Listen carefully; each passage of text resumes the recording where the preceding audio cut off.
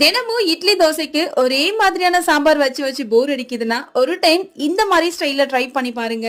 அம்முட்டு டேஸ்டா இருந்தது. எப்படின்னு பாக்கலாமா? ஒரு குக்கர்ல காரத்துக்கு 2 பச்சை மிளகா, ஒரு பெரிய வெங்காயத்தை 4 கட் பண்ணிருக்கேன், 4 பெரிய தக்காளி, 1.5 டீஸ்பூன் அளவுக்கு பாசி பருப்பு, கொஞ்சமா உப்பு, எண்ணெய், தண்ணி, மஞ்சத்தூள் போட்டு இப்போ குக்கரை க்ளோஸ் பண்ணிட்டு ஒரு 5 விசில் விடுங்க. நல்லா வெந்துரும். பருப்பு தக்காளி எல்லாம் ஒரு குழிக்கரண்டி வச்சோ அல்லது ஸ்மாஷரை வச்சோ நல்லா நசுக்கி விட்டுருங்க. நல்லா குழைவா நசுக்கிடுங்க.